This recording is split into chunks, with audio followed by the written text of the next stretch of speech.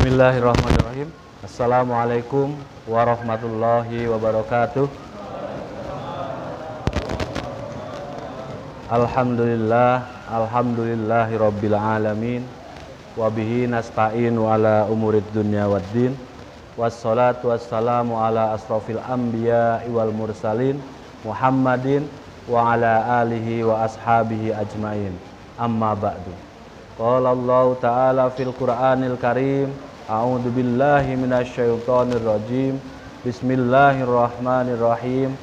Ya ayyuhalladzina amanu taqullaha haqqa tuqatih wa la tamutunna illa wa antum muslimun. Shadaqallahul adzim. Para ikhwan dan akhwat sekalian, Niabah Jakarta Barat Tengah ya, Tengah Utara ya, Tengah Utara. Ada beberapa daerah ya. Naibul Imam dan juga staf yang insya Allah dimuliakan oleh Allah Subhanahu wa Ta'ala, dan juga para ikhwan. Perkenankan kami untuk bisa sedikit sharing untuk para ikhwan dan akhwat sekalian, yang sebetulnya kalau ini boleh dikatakan nasihat, nasihat ini buat diri kami sendiri sebetulnya. Kalaupun ada kata-kata, ada kalimat yang mungkin baik, bisa para ikhwan dan akhwat sekalian ambil, silahkan. Tapi kalaupun apa yang kami sampaikan tidak ada kebaikannya atau sesuatu yang tidak baik, mohon tinggalkan. Ambillah sesuatu yang terbaik dari Allah dan Rasulnya. Tapi insya Allah kami berdiri di sini akan memberikan yang terbaik buat para ikhwan sekalian, dalam bentuk sharing, dalam bentuk kasih sayang kami. Hari ini kami diamanatin sebagai Amir Maliyah wilayah Jabodetabek, yang dimana kami yakin kalau bicara tentang masalah uang, bicara masalah infak, bicara masalah sodakoh, mungkin sebagian ikhwan yang hadir di dalam ruangan ini, di masjid yang mulia ini, atau ikhwan yang tidak hadir, sebagian merasa kok sering sekali sih ada infak. Begitu ya Pak Iwan ya? Betul nggak kira-kira? Ini agak kurang tinggi, saya pegang aja ya. Kayaknya agak kurang tinggi, jadi kurang. Atau saya pegang aja. Bisa dibuka ya? Bisa. Baik. Para ikhwan, kira-kira saya ingin tanya begini para ikhwan. Kalau ada dari Maliyah Riasah, dari Maliyah Niabah, datang ke rumah para ikhwan, datang untuk menjemput, untuk meminta sedikit harta yang dimiliki, para ikhwan kira-kira merasa bahagia atau terpaksa? Ya, coba boleh angkat tangan yang merasa bahagia. Bener gak nih? Atau karena di depan naib nih jadi enggak ya, karena Allah ya. Saya suka sambil bercanda, sambil santai saja supaya kita gampang mencerna materinya. Boleh para ikhwan ya? Kalau yang serius-serius sudah biarinlah taklim yang dulu-dulu gitu ya. Kalau sekarang kita buat agak santai. Boleh para ikhwan? Sekali lagi begini para ikhwan, saya ingin tanya. Kira-kira kalau ada Pak Tego ya, Amir Maliyah Niabah, dan juga mungkin amilin-amilin yang lain, atau mungkin Amir Maliyah Riasah, kira-kira bahagia atau terpaksa para ikhwan? Beneran? Sebagian ya. Saya berharap yang hadir dalam ruangan ini terutama, dan juga umum yang mungkin hari ini tidak bisa hadir dalam kondisi halangan, kita doakan mereka semoga Allah limpahkan lindungan buat mereka juga, berikan kemudahan dalam setiap urusan yang mereka hari ini belum bisa hadir. Semoga taklim Niabah ke depan mereka bisa hadir di tengah-tengah kita semua. Amin ya rabbal alamin. Jadi para ikhwan bahagia ya. Saya akan sharing kepada para ikhwan. Temanya sengaja saya buat agak sedikit provokatif. Provokatifnya adalah bawalah hartamu untuk bekal akhiratmu. Sekali lagi, temanya jelas-jelas provokatif atau sedikit memotivasi. Bawalah hartamu untuk bekal akhiratmu. Dunia sementara, akhirat adalah selamanya. Setuju nggak kira-kira para ikhwan? Sebelum saya lanjut, kalau ini nggak disetujui agak repot kita ngomong, nanti nggak nyambung. Betul nggak kira-kira? Saya ngomong kemana, para ikhwan pikirannya kemana, kan agak repot, atau keyakinannya kemana. Nah, untuk itu kita samakan persepsi dulu. Kira-kira para ikhwan kalau seandainya hari ini dari naib, dari amir maliyah dan sebagainya, dari rois, ada himbauan untuk infak, sodakoh, zakat dan sebagainya, sebetulnya untuk kita atau untuk amir? Untuk kita. Jelas-jelas dalam Al-Quran. Yakin nggak dengan Quran? Yakin dong. Allah Subhanahu Wa Taala menurunkan Quran itu untuk apa? Untuk menjadi sebuah map, menjadi sebuah guidance, menjadi sebuah panduan bagi kita bahwasanya kalau mau selamat ya Al-Quran. Betul nggak kira-kira? Kalau mau selamat ya pegangnya sunnah Rasul atau hadis-hadis Rasul. Itu yang harus kita pegang. Nah, kalau seandainya para ikhwan yakin bahwasanya Al-Quran mengatakan dalam banyak ayat yang saya tidak sebutkan satu persatu, ketika Allah mengatakan aqimus shalah, selalu didampingi dengan yang namanya wa'atuz zakah. Setuju para ikhwan ya? Selalu kalimatnya adalah aqimus shalah wa'atuz zakah. Selalu kalimatnya itu. Kenapa Allah menempatkan zakat? Saya tidak membahas sedekah infak dulu, tetapi saya bahas zakat dulu. Kenapa Allah menempatkan zakat berdampingan dengan salat? Begitu pentingnya zakat untuk kita, bukan buat Allah. Sekali lagi saya tegaskan, zakat adalah untuk kita. Karena sesungguhnya ketika kita berzakat, maka sesungguhnya kita sedang membersihkan harta-harta kita. Setuju para ikhwan? Para ikhwan pernah enggak tadi kasus begini. Para ikhwan mendapatkan, mungkin pernah menyaksikan ada orang yang mungkin sering kali mendapatkan musibah. Mungkin kecelakaan, mungkin yang rumahnya mohon maaf ya kalau ada yang pas betul contohnya, saya tidak bermaksud sedikit pun menyindir atau apa, tidak. Tapi ini hanya sekedar untuk ibroh saja, untuk sekedar mengingatkan diri kita masing-masing. Contoh musibah, tabrakan, kemudian rumah kebakaran, sering kehilangan uang dan sebagainya. Mungkin seperti itu ya. Atau mungkin punya anak kok sering sakit-sakitan terus begitu ya. Mungkin ada yang seperti itu para ikhwan. Boleh kita introspeksi diri kita masing-masing. Jangan-jangan, kalimatnya adalah jangan-jangan harta yang kita miliki sebetulnya bukan hak kita. Sekali lagi, jangan-jangan harta yang Allah titipkan kepada kita sebetulnya bukan hak kita, sehingga oleh Allah diambil dengan cara yang lain. Yang seharusnya dijakatkan tidak kita jakatkan. Kira-kira uang kita bukan? Bukan, itu hak orang-orang yang berhak mendapatkan. Ada 8 asnaf yang memang mereka membutuhkan untuk kita berikan setiap kita sampai nisab. Makanya setiap bulan kami nge-share di grup Maliyah. Mudah-mudahan Maliyah Niabah nge-share ke Riyasah dan sebagainya. Setiap bulan kami share zakat bulan ini berapa. Ada yang tahu nggak bulan ini zakat profesi berapa? Ada yang tahu? Waduh. Nisabnya, maksud saya nisabnya. Zakat profesi dulu. Berapa? Rupiahnya. Oke, bulan ini adalah zakat mal 7,4.800.000 rupiah. Jadi bagi para ikhwan yang memiliki penghasilan gaji, penghasilan bulanan 7,48 juta, berarti wajib dijakatkan 2,5%. Biasanya pertanyaannya begini, kira-kira dikeluarkan dulu operasional atau tidak? Kalau dikeluarkan operasional ya nanti habis Bapak Ibu semua. Nggak jadi zakat nanti kalau dikeluarkan dulu. Oke ya, jadi dalam bentuk penghasilan penuh setelah dipotong pajak biasanya pemerintah begitu ya, kemudian dijakati dulu. Kenapa? Supaya harta yang kita punya adalah bersih. Supaya Allah nggak ambil dengan cara yang lain. Oke. Kemudian berikutnya adalah selain daripada zakat, ada yang namanya infak, sodakoh, tatawu kalau di kita dan sebagainya. Bentuknya gimana? Bentuknya tergantung dari umarok biasanya begitu ya. Ada yang infak untuk mungkin menyantuni anak-anak yatim, ada infak untuk mungkin wilayah, pusat dan sebagainya, untuk menguatkan perjuangan. Termasuk beberapa bulan yang lalu atau 1 bulan yang lalu kita sama-sama berjuang untuk menguatkan saudara kita yang ada di Palestina. Seperti itu ya Pak Iwan ya. Baik, saya sengaja buka dengan ini para Iwan supaya kita sama dulu frekuensinya. Kalau saya nanti buka lebih panjang, kemudian frekuensinya belum sama, yang saya khawatir Iwan-Iwan nanti agak keberatan. Sekali lagi saya ingin tanya, kira-kira kalau nanti Pak Tego dan timnya, Amir Maliyah dan timnya datang kepada para Ikhwan, bahagia atau terpaksa? Bila perlu kita tunggu-tunggu kedatangannya, setuju nggak kira-kira? Setuju ya? Bila perlu setiap hari. Dan saya sudah pesankan kepada Amir Maliyah Niabah Riyasah, kalau datang jangan cuma minta.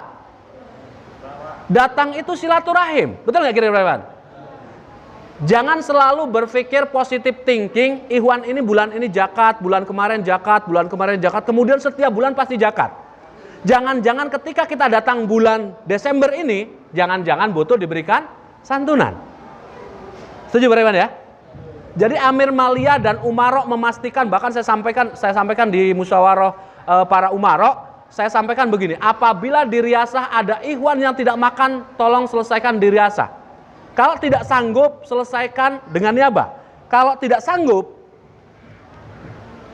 ke wilayah. Insya Allah kami akan bantu untuk menguatkan ikhwan yang memang butuh dikuatkan. Kalaupun kami di wilayah nggak sanggup, kami akan sampaikan ke imam, akan sampaikan ke Maliyah Pusat untuk kita sama-sama satu nih. Setuju nggak kira-kira para ikhwan? Inilah bentuk al-jamaah. Jadi para ikhwan, ada namanya simbiosis mutualisme. Ada sama-sama kita ketergantungan membutuhkan. Namanya al-jamaah adalah sebuah komunitas, sebuah perkumpulan untuk sama-sama kita berbuat baik. Yang punya uang banyak, ya bersedekah. Yang tidak punya uang, ya kita kuatkan. Setuju para ikhwan ya? Oke, jadi ini dulu dasarnya para ikhwan sekalian, supaya kita bisa sama satu frekuensi. Saya membawa judul, bawalah hartamu untuk bekal akhiratmu. Dunia hanya sementara, akhirat adalah selama-lamanya. Baik. Para ikhwan sekalian boleh bantu mas, lanjut mas, saya akan lanjut satu persatu. Lanjut saja, lanjut, belum nongol dia. Baik, seringkali orang bilang harta itu tidak dibawa mati, betul ya? Dibawa mati nggak kira-kira harta? Dibawa mati nggak? Ada yang dikubur bawa harta? Ada, orang Cina. Orang Cina itu kalau dikubur, kalau dia hobi balap, dia pengen motornya dikubur bareng dia. Kalau dia umpamanya hobi satu koleksi mobil gitu ya, mobilnya dibawa. Kalau dia koleksinya emas, ya emasnya biasanya dibawa. Itu orang Cina. Saya nggak tahu apakah asli atau dummy, saya nggak ngerti. Yang pasti biasanya kalau Cina dibawa. Tapi kalau kita Muslim dikubur, bawa nggak harta kita? Halo, Bapak Ibu semua, dibawa nggak hartanya? Di kuburan memang kita tidak bawa harta fisiknya, tetapi harta yang kita miliki sudah pasti kita bawa mati. Setuju para ikhwan? Apa itu? Kita akan bahas satu persatu. Boleh bantu mas? Lanjut mas. Oke, dunia tempat kita menanam, akhirat adalah tempat kita memetik. Jadi para ikhwan, di dunia ini ya bolehlah kita nikmatin hasil dari jerih payah kita, tetapi jangan berlebihan. Kenapa? Karena siogyanya memetik yang sesungguhnya nanti kita ketika menghadap Yang Maha Kuasa, ketika dalam kubur kita sudah mulai memetik. Memetik apa? Kalau orang yang sering sodakoh, insya Allah kuburannya lapang, kan seperti itu ya. Kalau orang sering banyak sholat juga dan sebagainya. Apalagi amalan yang lain juga banyak. Lanjut mas, lanjut.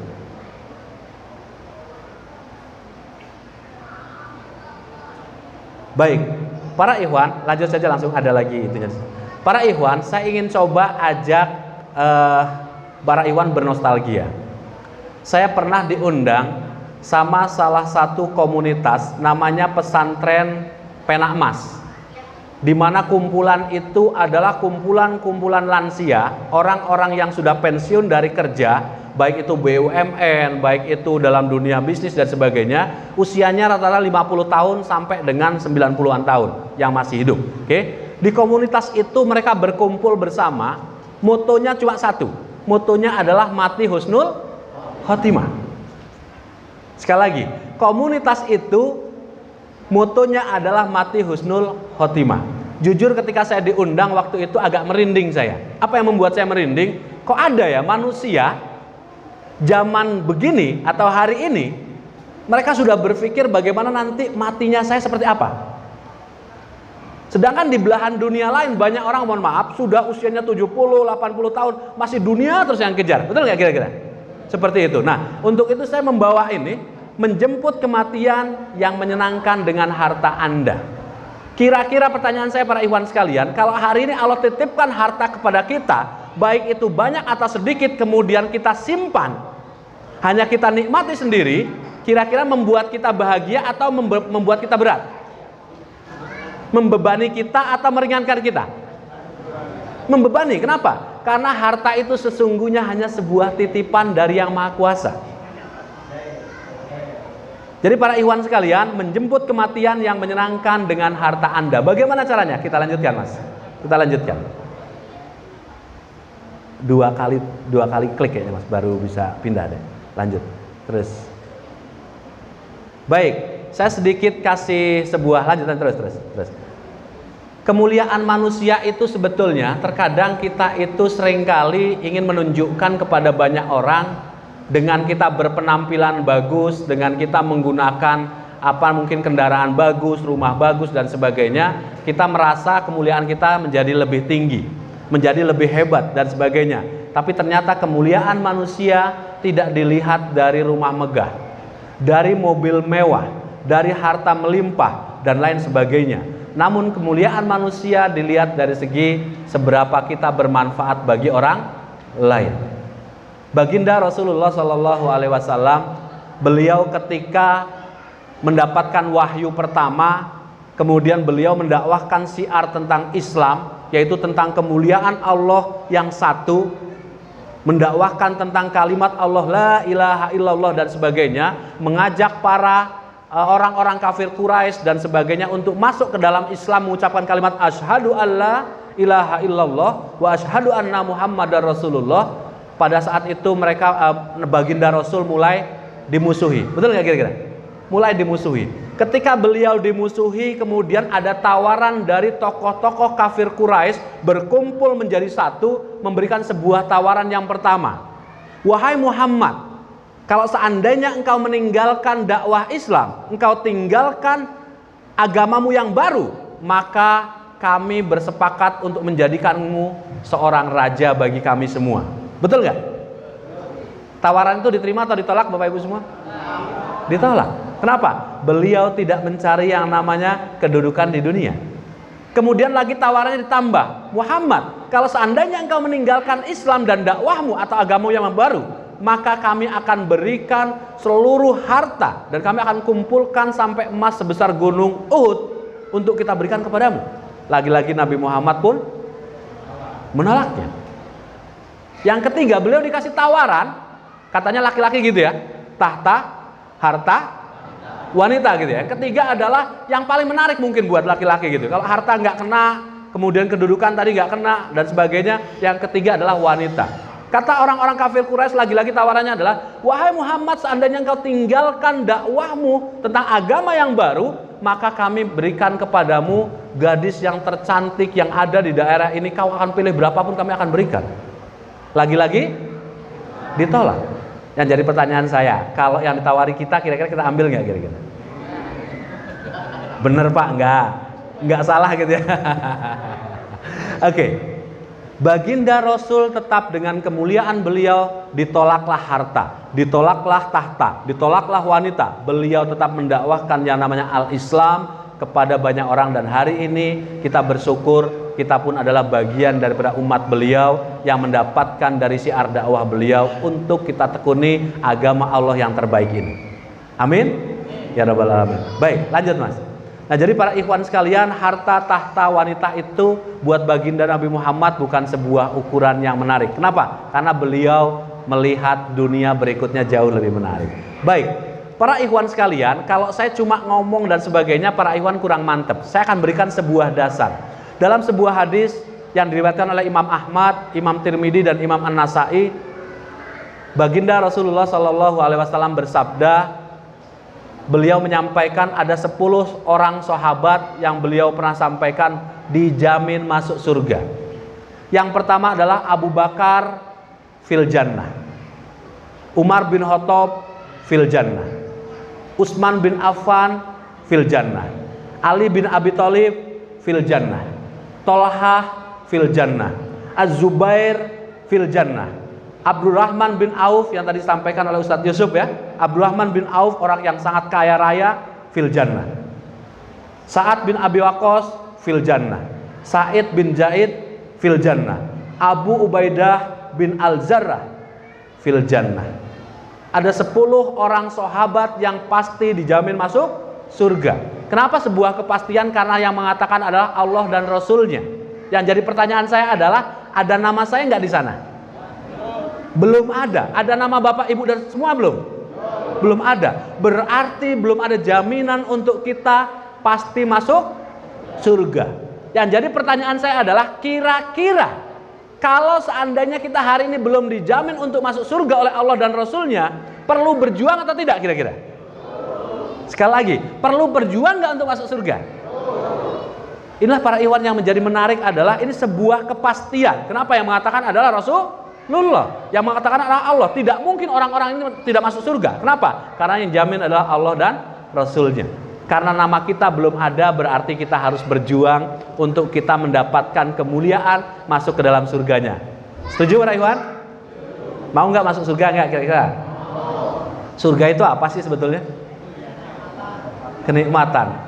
Emang di dunia ini nggak pernah dapat kenikmatan?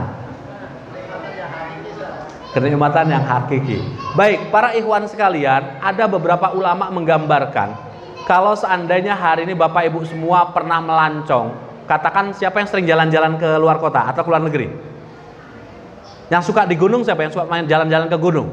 Hari Ahad jalan-jalan ke gunung gitu. Terkadang kita mengatakan gunung itu indah, betul nggak kira-kira?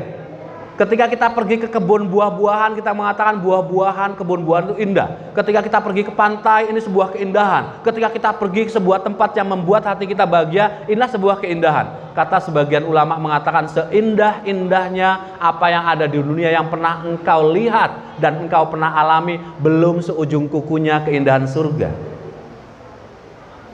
Senikmat-nikmatnya makanan yang pernah engkau makan di dunia, buah-buahan yang mungkin kita katakan apel itu enak, apalagi anggur itu enak, belum seujung kukunya kenikmatan buah yang ada di surga. Untuk itu ketika kita ingin membayangkan surga seperti apa, tidak akan pernah sampai kita bisa membayangkannya. Untuk itu para ikhwan, saya tidak membahas tentang keindahan dan kebahagiaan di surga nanti. Yang pasti bagaimana kita mengejar untuk meraih surga yang Allah janjikan itu. Amin. Ya Rabbal Alamin. Baik, para ikhwan, saya akan bahas satu persatu walaupun tidak detail. Yang pertama kita akan lihat dan kita akan belajar dari seorang yang sudah dipasti jamin masuk surga, yaitu Abu Bakar As-Siddiq. Para ikhwan sekalian, siapa Abu Bakar As-Siddiq? Abu Bakar As-Siddiq adalah sahabat Rasulullah yang paling dekat dengan beliau. Beliau juga mertua dari baginda Rasulullah. Beliau sahabat, beliau teman dagang, beliau teman main, beliau bersama-sama selalu dengan Rasulullah, dan juga beliau adalah mertuanya Rasulullah. Yang saya ingin ceritakan sedikit tentang Abu Bakar kepada kita semua, pada Bapak Ibu semua, adalah Abu Bakar As-Siddiq.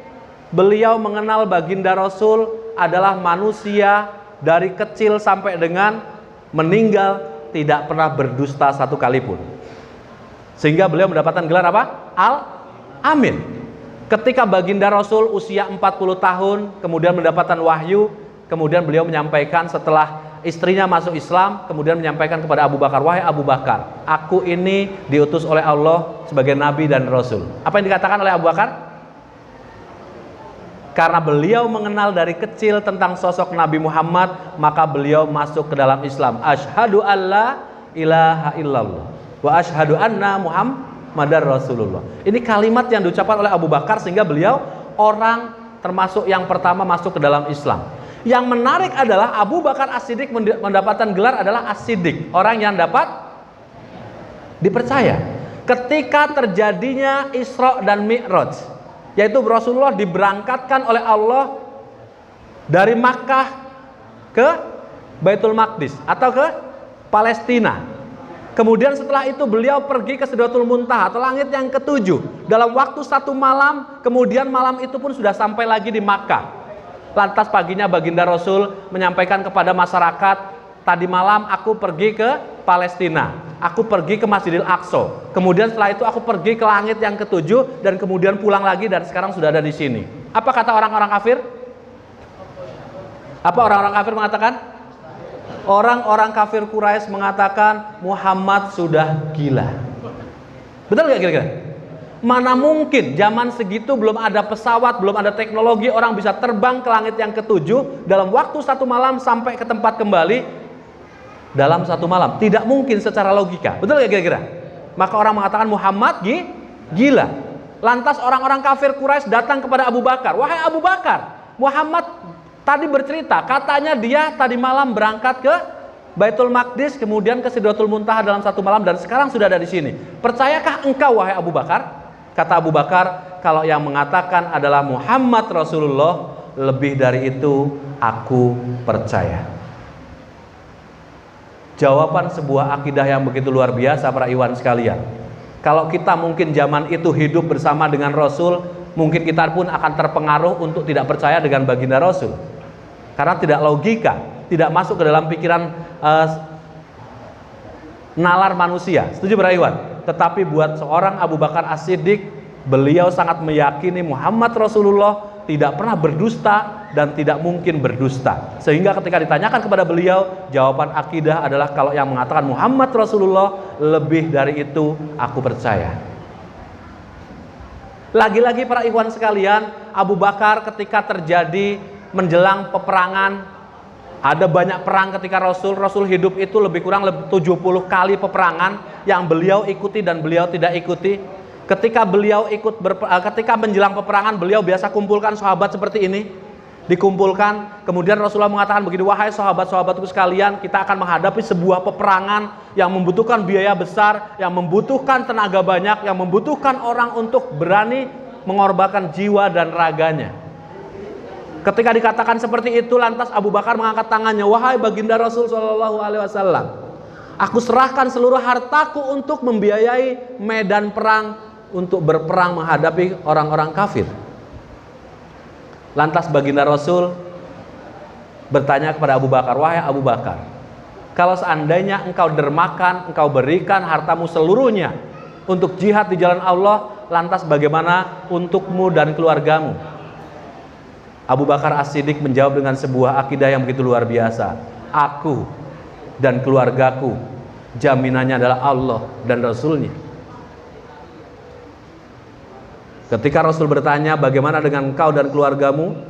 Beliau menjawab, aku dan keluargaku, jaminannya adalah Allah dan Rasulnya. Pertanyaan saya sederhana para ikhwan dan akhwat sekalian. Hari ini kalau ada seruan atau himbauan dari Amir, dari Naib, dari Amir Maliyah, dari Amir Yasah, dari imam bahkan yang hari ini mewakili Rasul, mewakili Allah di bumi hari ini, di akhir zaman ini, kira-kira jawaban kita seperti Abu Bakar atau kita bilang infak lagi, infak lagi, sodakah lagi. Ini belum selesai, baru BSP kemarin, sekarang udah lagi tambah taklim pusat. Nanti belum selesai taklim pusat, ada lagi yang lain. Belum selesai, ada lagi yang lain. Begitu atau jawabannya seperti Abu Bakar para ikhwan sekalian? Kita berdoa semoga kita seperti Abu Bakar As-Siddiq. Ketika ada seruan dari Umaro untuk kita bersedekah, untuk kita berjihad, baik itu amwal wa anfus, maka jawabannya adalah sami'na wa ata'na. Kalau itu yang kita miliki para ikhwan, saya yakin tidak akan ada ikhwan yang tidak makan. Setuju para ikhwan? Tidak akan ada ikhwan yang kesulitan. Kenapa? Karena mohon maaf para ikhwan, hari ini kenapa masih ada ikhwan kita yang tidak makan? Kenapa ada ikhwan kita yang masih kesulitan? Karena sebagian kita, saya menunjuk diri saya sendiri, saya tidak tahu para ikhwan, sebagian kita, diri saya masih punya sifat kikir. Harta itu memang mengasihkan, betul gak kira-kira para ikhwan? Para ikhwan sekalian, harta itu memang mengasihkan. Saya sering kali mengatakan begini, ketika kita dalam kondisi miskin, ketika kita nggak punya apa-apa, makanya Rasul itu senang bersama dengan orang-orang miskin. Bahkan Rasul doanya adalah, ya Allah fakir, minta difakirkan. Rasul itu doanya. Kalau kita doanya apa? Ya Allah yang maha kaya, ya Allah yang maha pemberi rezeki, ya Allah yang maha agung, ya Allah yang maha rahman, yang maha panjang benar menyebutkan asmaul husnanya. Betul nggak kira-kira? Baru berikutnya Allah, hamba yang doib ini berikan rezeki yang banyak. Betul nggak kira-kira? Itu doa kita. Kalau Rasul nggak doanya, ya Allah miskinkan aku.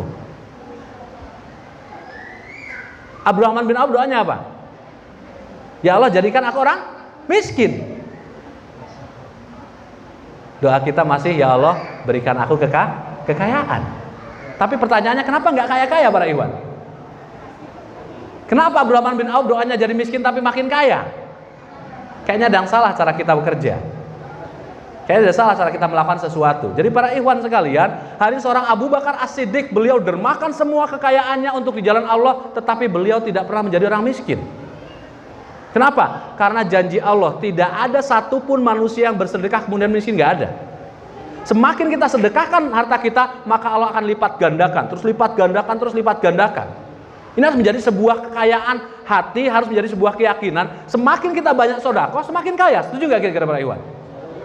Tapi kalau dalam pikiran kita, keyakinan kita, uang yang kita keluarkan membuat harta kita berkurang, membuat kita miskin, ya miskin kita jadinya.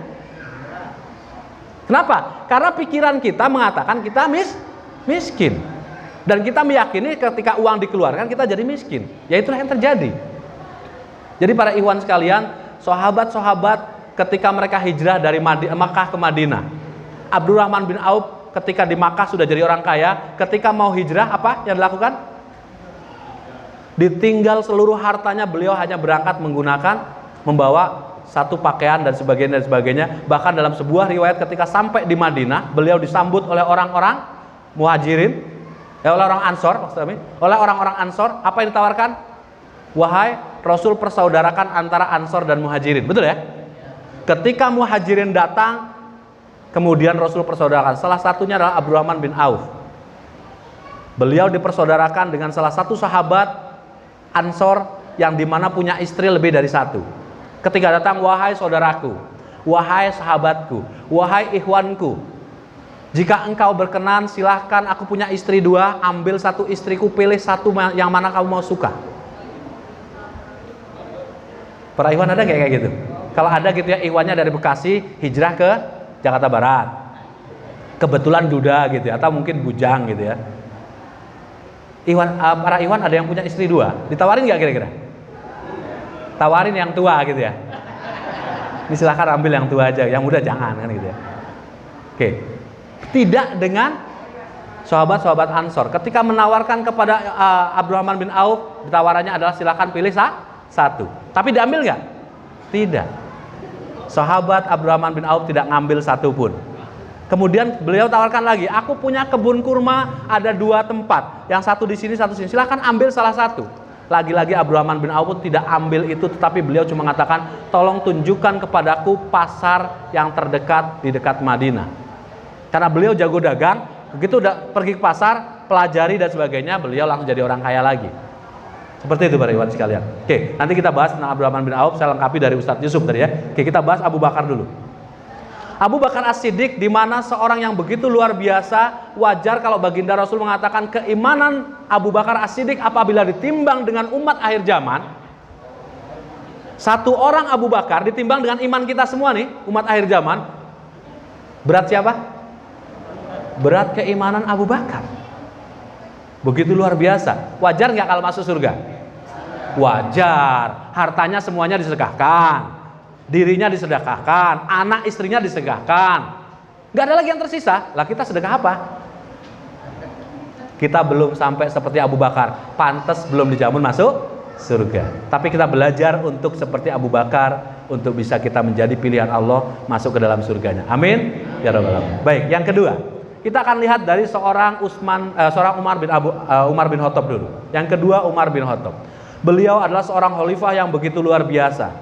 Beliau ketika ada seruan jihad untuk mensedekahkan, untuk menjariahkan, untuk memberikan hartanya di jalan Allah, beliau mengatakan, aku sedekahkan setengah atau separuh dari hartaku. Kalau tadi Abu Bakar 100%, ini 50%-nya. Kalau umpamanya punya 500 miliar, 250 miliar disedekahin. Banyak atau sedikit itu? Jadi para sahabat itu kalau sedekah nggak sedikit. Kalau sedekah itu 1000 unta, sedekah itu berapa? 1000 dinar. Kalau sedekah itu baju besi berapa ratus, berapa ribu, itu para sahabat. Kalau kita kira-kira kalau ada seruan saudara kita di Gaza sekarang sedang diserang, siapa yang sudah sedekah 1 peluru? Tahu nggak 1 peluru tembakan, nggak usah ngomong bom ya, nggak usah ngomong bom. 1 tembakan yang brand itu ya, itu berapa tahu nggak Bapak? Para Ikhwan? 1 peluru yang ditembakkan oleh saudara kita Hamas dan para pejuang yang ada di Palestina, 1 peluru tembakan kayak pistol seperti itu harganya 250.000. 1 biji. Info ini dari mana? Dari saudara Nur Ikhwan Abadi ketika beliau di sana. Jadi para ikhwan kalau suruh sodako, ada seruan dari Amir, para ikhwan saudara kita muslim di Gajah sedang diserang membutuhkan bantuan kita, silahkan sodako. Keluarnya yang warnanya abu-abu. Saya nggak tahu ujungnya peluru dapat belum itu kira-kira. Yang merah 2 biji aja belum cukup Bapak Ibu. Betul ya?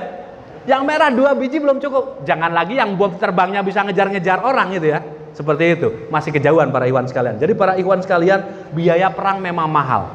Zaman Rasul pun miliaran, ratusan miliar yang dibutuhkan. Untuk itu wajar kalau para sahabat ini dijamin masuk surga karena memang mendermakan hartanya, dirinya dalam jihad. Yang menarik dari seorang Umar bin Khattab adalah ketika beliau diamanahi menjadi seorang khalifah. Beliau orang yang paling care, yang paling peduli dengan umat. Ada satu kisah yang paling populer. Satu ketika Umar bin Khattab sudah memberikan wakil-wakilnya. Kalau kita hari ini ada imam mewakilkan ke wali, mewakilkan ke naib, mewakilkan ke rois, mewakilkan ke kemunjiran ya, kemunjiran. Tapi imam nggak yakin gitu loh. Imam nggak yakin ikhwannya sudah semua tersantuni, semua mendapatkan haknya. Makanya saya sampaikan di musyawarah para dewan imam umaro di wilayah, saya sampaikan, mohon jangan sampai ada satupun ikhwan yang tidak makan. Kenapa saya peduli dengan makan? Karena suatu hari ketika ada ikhwan yang tidak makan, saya salah satu orang yang akan ditarik dan mempertanggungjawabkan tentang amanah ini. Jujur kalau boleh saya minta diganti, hari ini saya minta diganti. Bukan masalah sekedar menjalankan amanah, tetapi beratnya pertanggungjawaban di hadapan Allah suatu ketika nanti, ketika saya ditanya, ada umat di Jakarta Barat yang tidak makan. Bukan cuma bebannya Pak Naib, bukan cuma bebannya Amir Maliyah, bukan bebannya Rois, tetapi saya sebagai Amir Maliyah wilayah pun juga akan ikut terbawa pertanggungjawaban di hadapan Allah. Ini yang menjadi berat para ikhwan sekalian. Untuk itu para ikhwan yang punya kemampuan, saran saya, banyak-banyaklah bersedekah. Percayalah dan yakinlah, tidak akan pernah miskin Anda. Tidak akan pernah miskin Anda. Ketika semakin banyak bersedekah, ada tetangga, mau itu ikhwan atau bukan, nggak makan, kasih aja. Yakinlah Allah akan ganti dari tempat manapun. Setuju nggak kira-kira Pak Iwan? Kalau Iwan nggak yakin nggak mungkin, tapi kalau yakin insya Allah akan dapat dimanapun. Jadi para Iwan sekalian, seorang Umar bin Khattab selalu berkeliling ke tempat-tempat saudara-saudaranya, sahabat-sahabatnya, jangan-jangan ada yang nggak makan. Betul, ternyata ketika satu malam beliau berjalan, ada seorang ibu, cerita ini populer, tarikh ini populer, seorang ibu sedang memasak batu. Lantas kemudian beliau mendengar ada anak yang menangis, kemudian digetuk pintunya. Ternyata benarlah di dalam seorang ibu sedang memasak batu. Dan lantas ditanya, "Bu, kenapa masak batu? Kan tidak akan pernah matang." Lantas seorang ibu itu mengatakan, "Ini adalah akan menjadi sebuah tuntutan saya, akan menjadi sebuah pertanggungjawaban Khalifah Umar bin Khattab ketika aku menghadap Allah nanti."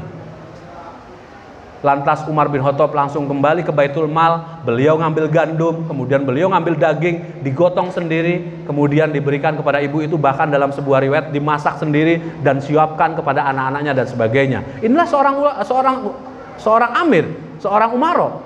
Itu yang harus dilakukan. Jadi para ikhwan sekalian, kalau seandainya ini kita lakukan, saya yakin tidak ada ikhwan yang tidak makan. Tidak ada ikhwan yang susah, tidak ada. Insya Allah. Mudah-mudahan selepas ini ya Pak Naib dan juga bitonanya semua, Pak Rois, kami berharap turun ke bawah. Ketika hadir di rumah-rumah para ikhwan itu, jangan cuma rumahnya yang megah-megah kita datang karena berharap sebuah santunan, mendapatkan suguhan yang enak. Tetapi Rasul ketika pergi ke sebuah tempat, beliau diminta sahabat ini mampir, minta sahabat ini mampir dan sebagainya. Beliau cuma bilang, biarkanlah untaku yang menunjukkan aku akan berhenti di mana. Lantas untanya berhenti di sebuah rumah. Siapa? Seorang sahabat yang miskin. Jadi seorang amir memang seperti Umar bin Khattab, harus tahu kondisi ikhwan sampai detail. Ini butuh dikasih atau ini butuh diambil. Sekali lagi, seorang amir itu ini perlu dikasih atau ini perlu diambil hartanya. Supaya jangan sampai terjadi fitnah. Infak lagi, sedekah lagi. Ini yang terjadi. Kenapa? Karena mungkin bisa jadi, mohon maaf ya Naib ya, para amir, saya tidak bermaksud untuk mengkritik atau apa, tidak, tapi saya sedang menasihati diri saya sendiri dan kita semua untuk kita berbuat lebih banyak buat orang lain. Jadi para ikhwan, hari ini pertanggungjawaban kita tidak mudah. Ada sesuatu yang nanti pasti dan abadi yang kita akan nikmati ketika kita hari ini berjuang dengan baik sesuai dengan Quran dan Sunnah. Lanjut mas. Berikutnya para ikhwan, Utsman bin Affan. Beliau adalah mantu daripada Rasulullah Shallallahu Alaihi Wasallam. Beliau ketika ada seruan jihad bi amwal, lagi-lagi seperti Umar bin Khattab mensedekahkan separuh atau setengah dari hartanya. Yang luar biasa dari seorang Utsman bin Affan adalah sampai dengan hari ini beliau masih punya wakaf-wakaf yang orangnya sudah meninggal 1400 abad yang lalu, 1400 tahun yang lalu, tetapi beliau sampai hari ini masih punya harta jariah. Apa harta jariah beliau yang paling populer? Sumur. Sumur itu ketika dulu terjadi kemarau, kemudian ada satu sumur milik Yahudi, kemudian Rasul menyampaikan kepada Utsman bin Affan, wahai Utsman, belilah sumur dari Yahudi supaya orang-orang bisa mengambil air ke sana. Lantas datanglah Utsman kepada orang Yahudi itu, lantas Yahudi itu tidak menjual 100%, tapi dijual separuhnya. Singkat cerita, kemudian ketika sudah dibeli separuh, perjanjiannya adalah 1 hari milik Utsman, 1 hari milik Yahudi. Dimana ketika harinya milik Utsman, semua orang ambil air silahkan gratis. Lantas harinya milik Yahudi, orang ambil air berbayar. Sehingga orang hari kedua tidak ada yang ambil air, menunggu hari ketiga, hari keempat gak ada yang ngambil, menunggu hari kelima dan sebagainya. Singkat cerita si Yahudi karena dia bangkrut, gak dapat omset, akhirnya dijual 100% kepada Utsman. Dan sampai dengan hari ini sumur itu masih ada dan masih dinikmati oleh banyak orang. Pertanyaan saya sederhana para ikhwan, kalau seandainya nanti kita sudah dalam kondisi terbaring di sebuah tempat yang pasti, yaitu di kuburan, kita dalam kondisi tidur itu, tidur panjang itu, kemudian harta-harta kita masih mengalir menerangi kuburan kita, membuat kuburan kita lapang, kira-kira bahagia nggak para ikhwan? Ini harus kita lakukan para ikhwan sekalian. Jadi harta yang kita makan, mohon maaf, harta yang kita makan jadi apa? Ya satu lumayan lah jadi asupan tubuh gitu ya, jadi kesehatan buat tubuh. Tapi yang berikutnya jadi kotoran para ikhwan sekalian. Yang akan lebih menarik adalah seperti Utsman bin Affan, beliau berinvestasi sampai hari ini, beliau sudah tidur nyenyak di alam keabadian, tetapi hartanya terus mengalir untuk dirinya. Ini yang menjadi menarik para ikhwan sekalian. Mau nggak kayak Utsman? Mulai hari ini Naib, saran saya buat ini, cari tempat di Jakarta Barat, markas niabah gitu ya, yang besar gitu ya, yang harganya 500 miliar gitu loh. Ajak para ikhwan untuk bersedekah, berjariah. Ketika para ikhwan meninggal, tempat itu terus buat ngaji, buat taklim, buat kebaikan banyak orang. Kira-kira bahagia nggak kira-kira?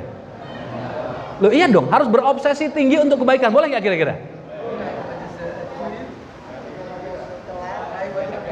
Kenapa Naib? Yang secuil aja belum kelar ini. Oh yang secuil juga belum kelar gitu ya. Oke. Ya. Apa perlu dilelang di sini?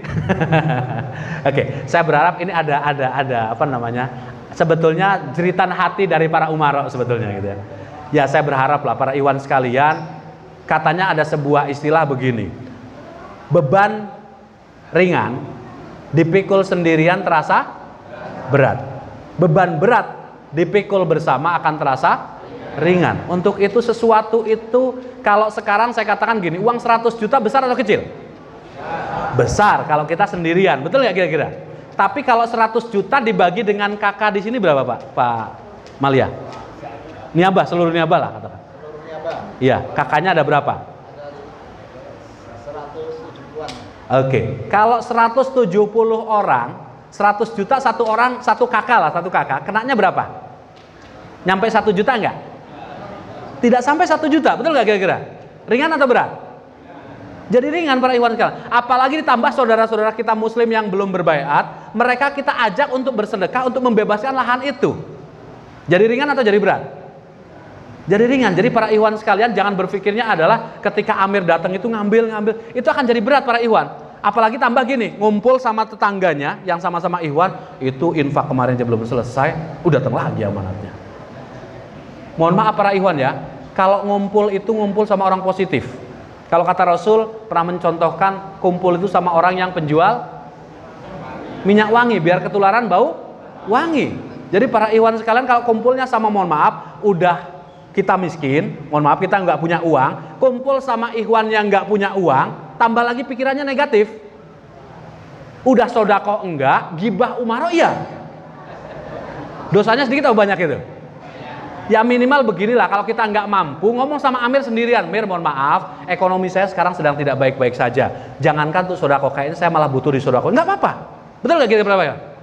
Daripada kita ngomong sama yang lainnya, ini Amir kita ini kayak nggak mikir loh. Yang kemarin dia belum selesai udah nambah lagi, ini belum selesai udah nambah lagi. Kalau itu yang terjadi, mohon maaf, ini di sini nggak ada, adanya di luar sana. Gak ada sedikit itu ya. Enggak, saya canda. Saya biasa dengan bahasa canda biar nggak terlalu tegang. Jadi para ikhwan sekalian, biasakan positive thinking dulu. Biasakan kita berpikir positif dulu. Ketika ada Amir datang, alhamdulillah. Begitu datang, ini ada amanat dari pusat, ada amanat dari wilayah, ada amanat dari niaba, begini-begini dan sebagainya. Dalam kondisi kita nggak punya, santuni dulu. Nggak punya apa-apa, kasih air putih dulu. Begitu udah minum dan sebagainya, Amir atau Maliyah menyampaikan maksud tujuan, kemudian sampaikan, Mir, alhamdulillah jazakallah atas kunjungannya, jazakallah atas silaturahimnya. Semoga Amir selalu dikuatkan oleh Allah di lapangan rezeki dan sebagainya, dan juga saya hari ini selalu dikuatkan oleh Allah untuk melakukan sodakoh yang banyak. Tapi kali ini saya sedang nggak mampu nih, mohon dimaklumi ya. Bisa nggak kayak gitu? Umarohnya juga datang sama, begitu assalamualaikum warahmatullahi wabarakatuh. Gimana kabarnya? Alhamdulillah sehat. Anak-anak gimana? Sehat-sehat. Istri sehat-sehat. Gimana dapur ngebul nggak? Waduh, ini kebetulan lagi nggak ngebul nih Mir. Kalau kalimatnya lagi nggak ngebul, yang harus mikir siapa kira-kira? Ya Amir yang datang, betul nggak kira-kira? Saya yakin umaro Anda ketika Anda terbuka, karena umaro Anda bukan anak dukun. Ketika Anda diam cuma batin dalam hati, mereka nggak tahu Anda hari ini masak apa nggak masak gitu loh. Betul ya Amir ya?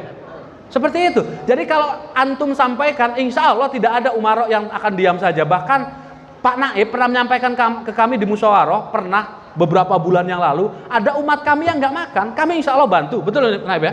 Waktu itu kita bantu. Sekarang kami belum dapat laporan lagi, terakhir musyawarah saya sampaikan, ada nggak Naib? Aman, insya Allah semua aman. Alhamdulillah. Kalau ada insya Allah kami nggak basa-basi. Kami akan bantu semampu kami. Jadi para ikhwan sekalian, inilah satu tubuh, inilah berjamaah. Katanya berjamaah itu seperti sebuah bangunan, betul ya? Kalau ada bangunan yang sebagian rusak, ya ikutlah rusak kita semua. Kalau seperti tubuh ini bagian satu sakit semua, betul nggak kira-kira? Jangan cuma sekedar slogan lip service. Jangan cuma ngomong di depan forum saja. Oh iya, kita satu bangunannya kalau infak doang. Kalau kira ada ikhwan yang nggak mampu, enggak. Tidak, para ikhwan, saya tidak sedang basa-basi. Saya betul-betul menyampaikan kalau ada ikhwan yang tidak mampu, butuh disantuni, sampaikan ke umaro. Kalau umaro sini sanggup, alhamdulillah. Kalau nggak sanggup, insya Allah kami dari wilayah akan coba menyelesaikan, dan kami akan minta bantu dengan ikhwan-ikhwan yang lain yang mampu. Inilah bentuk persatuan kita, bentuk persaudaraan kita, seperti Rasul mempersaudarakan antara Muhajirin dan Ansor. Tidak ada satupun sahabat yang saling sikut menyikut, tapi mereka adanya saling menguatkan. Setuju para ikhwan? Oke, lanjut. Kita belajar yang keempat dari seorang Ali bin Abi Thalib. Ali bin Abi Thalib adalah seorang yang begitu luar biasa, memiliki kekayaan ilmu. Beliau mantu Rasulullah yang paling disayangi. Beliau juga sama jihadnya, jangan ditanya. Satu ketika ada perang tanding 1 lawan 1 antara, kalau mau perang itu kan selalu kalau dulu ada 1 lawan 1 dulu, betul ya? Jagoan sana sama jagoan sini gitu ya. Selalu Ali tidak pernah kalah, selalu menang. Selalu lawannya mati. Kecepatan Ali, kehebatan Ali. Suban-suban kita sekarang kira-kira hebat-hebat nggak kira-kira? Sekali lompat sabetan pedangnya matiin orang nggak kira-kira? Suruh ukuah aja nggak pernah nongol gitu ya. Enggak lah ya. Jakarta Barat ada beberapa suban saya lihat yang luar biasa, dan saya yakin semua pun luar biasa. Jadi para ikhwan sekalian, seorang Ali bin Abi Thalib, seorang tokoh yang hebat. Beliau adalah gudangnya ilmu, dan beliau juga, kalau kita mungkin Bapak Ibu pernah dengar sebuah riwayat, satu ketika bulan Syawal, datang tanggal 1 Syawal, waktu itu beliau punya makanan, punya harta, punya gandum, dibagi-bagikan kepada semua tetangganya, semua sahabat-sahabat yang lainnya. Lantas tersisalah ada makanan basi. Kemudian Ali bin Abi Thalib, Fatimah Az-Zahra, putri kecintaan Rasulullah, cucu Rasulullah Hasan dan Husain makan nasi basi. Kalau kita bahasanya nasi lah ya, nasi basi. Kenapa? Karena semua sudah disodakohkan. Ketika itu ada seorang sahabat yang lewat melihat mereka sedang makan nasi basi. Lantas menyampaikan kepada baginda Rasul, wahai Rasulullah, putrimu tercinta, Fatimah, mantumu tercinta, Ali bin Abi Thalib dan cucumu tercinta sedang makan nasi basi karena nasinya sudah dibagikan, makanannya sudah bagian pada orang lain habis. Baginda Rasul langsung meneteskan air mata dan datang kepada Fatimah dan juga cucunya, dan Ali bin Abi Thalib mengatakan, wahai anakku, kemuliaan atas kalian. Para ikhwan dan akhwat sekalian, hari ini saya sengaja menyajikan sebuah fakta orang-orang yang hari ini dijamin masuk surga oleh Allah. Abu Bakar As-Siddiq, Umar bin Khattab, Utsman bin Affan, Ali bin Abi Thalib, dan ada beberapa nama yang lain yang ada di bawah 10 orang yang pasti dijamin masuk surga. Mereka semua adalah pejuang-pejuang. Mereka semua korbankan dirinya, korbankan hartanya, bahkan tidak sempat memikirkan dirinya untuk menikmati dunia ini. Yang jadi pertanyaan kita, yang jadi pertanyaan saya adalah, tanyakan kepada diri kita sendiri. Pertanyaannya adalah, sudahkah kita memberikan sesuatu yang kita cintai buat orang lain? Sudah atau belum? Dalam sebuah pembahasan yang Imam Yahya pernah sampaikan, ada sebuah sikap manusia yang hebat, yaitu al-iktisar. Apa itu al-iktisar? Al-iktisar itu orang yang selalu mendahulukan orang lain. Sangat populer. Satu ketika sahabat masak daging kambing, betul ya? Masak daging kambing atau kepala kambing. Kata Rasul, kalau Anda masak sayuran, kemudian baunya tercium di tetangga dan Anda tidak membagikan, apa risikonya? Berdosa kita, betul nggak kira-kira? Makanya bagi teman-teman ini, terutama yang muda-muda atau ibu-ibu yang suka kalau mau makan itu sosmed, foto dulu cepret. Foto dulu cepret. Saya tidak pernah namanya dunia sosmed saya makan saya foto. Yang saya khawatir foto yang saya unggah, ketika ada saudara kita yang miskin, begitu tampil di handphonenya makanan yang dia inginkan tapi dia nggak pernah kesampaian, berdosalah saya. Jadi ketika masakan daging kambing tadi dibagikan ke sobat berikutnya, geser sampai kembali ke dia utuh. Ini sebuah kejadian yang begitu luar biasa. Sahabat itu punya jiwa ihtisar, mendahulukan orang lain dibanding dirinya. Sudah belum kayak gitu? Ini kalau dimulai dari umaroknya, dari kami di wilayah gitu ya, kami mendahulukan para naib gitu ya, kemudian naib mendahulukan para rois, kemudian para rois mendahulukan para umat dan sebagainya. Saya yakin tidak akan ada orang yang kelaparan. Saya yakin. Setuju nggak kalau kita mulai, para ikhwan? Setuju ya? Kita mulai perhatikan tetangga kita, ikhwan kita yang terdekat, makan atau tidak? Setuju, para ikhwan?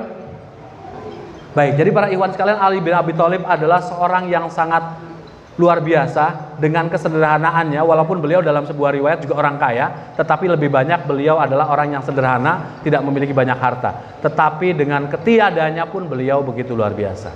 Lanjut, Mas. Yang berikutnya ada namanya Tolhah bin Ubaidillah. Siapa beliau? Beliau adalah seorang yang Rasul pernah sampaikan, kalau kamu ingin melihat, wahai sahabat-sahabat, kalau kamu ingin melihat dan menyaksikan manusia yang sudah syahid tapi belum mati, inilah Tolhah. Tolhah ketika terjadi perang apa? Terjadi sebuah peperangan, kemudian Rasul sedang diserang di perang Uhud kalau tidak salah. Beliau adalah salah seorang yang berkorban memasang badan, kemudian kena panah dan sebagainya. Lukanya jangan ditanya 1-2, jangan ditanya dalamnya seberapa, jarinya potong dan sebagainya. Dalam sebuah riwayat telinganya hilang dan sebagainya. Tetapi beliau tidak mati. Dan Rasul mengatakan Tolhah adalah orang yang sudah syahid tapi masih hidup. Kalau kalian ingin tahu orang yang syahid tapi masih hidup, inilah Tolhah. Jadi para ikhwan sekalian, kita lihat saudara kita di Gaza hari ini dalam sebuah blokade lebih daripada 70 tahun ya. Lebih daripada 70 tahun mereka bertahan. Ada sebuah tawaran yang jelas-jelas ditawarkan oleh Israel. Wahai orang-orang Gaza, seandainya engkau mau tinggalkan Gaza dan Masjidil Aqsa, kami akan berikan sebuah tempat dan kami akan bangunkan seperti Singapura. Dan sampai hari ini masih berlaku tawaran itu dari Israel kepada Palestina atau kepada orang-orang Gaza. Tapi apa yang disampaikan oleh orang-orang Gaza? Yang terakhir, data terakhir yang mati, syahid insya Allah saudara kita, 16.000 orang lebih. Dalam waktu hanya lebih kurang 1,5 bulan. 16.000 orang. Setiap hari mereka melihat anaknya yang kena bom, istrinya kena bom, suaminya kena bom, tetapi mereka tidak pernah mundur satu langkah pun. Kata orang-orang Yahudi mengatakan begini, peperangan ini akan berhenti apabila kalian mengibarkan bendera putih dan mengalah. Betul nggak kira-kira? Tetapi kata orang Palestina mengatakan, kalau hari ini kami mengalah dan menyerah, maka tidak akan pernah ada yang namanya Palestina, Gaza, dan Masjidil Aqsa. Mereka selalu mengatakan kami punya dua tangan. Tangan satu untuk melawan, tangan yang kedua untuk membangun. Mereka mempunyai semboyan adalah motivasi, kami tangan satu untuk melawan, satu untuk membangun. Jadi sampai kapanpun mereka tidak akan pernah pergi dari Palestina. Lagi-lagi saya selalu bertanya, kalau cerita Rasul terlalu jauh, betul nggak kira-kira? 1400 abad yang lalu. Tapi kalau cerita Gaza, masuk di dalam handphone kita, setiap hari jujur saya lihat handphone sampai nggak tahan. Saudara kita, bayi, ada perempuan lagi hamil kena bom, bayinya mental hancur, betul nggak kira-kira? Ada saudara kita dipotong, disembelih dan sebagainya. Saya sampai nggak tahan lihat berita-berita itu. Saya cuma selalu berdoa setiap saat, Allahumma ansur ikhwanana fi Palestin, wa ikhwanana fi kulli makan, wa fi kulli zaman. Itu saja yang bisa kita berikan kepada mereka. Kenapa? Karena jujur para ikhwan sekalian, kalau kita yang ada di lokasi itu hari ini, mungkin kita nggak tahu apakah kita memilih untuk keluar dari Gaza atau tetap bertahan. Kira-kira para ikhwan kalau kita di sana lihat sebuah pemandangan seperti itu, nyerah atau terus berjuang? Nyerah atau terus berjuang? Kita berharap sih jawabannya berjuang. Betul para ikhwan semua?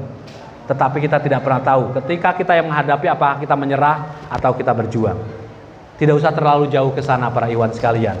Hari ini kita punya doa-doa yang bisa kita salurkan setiap saat, setiap waktu. Kita memanjatkan kepada Allah untuk doakan mereka.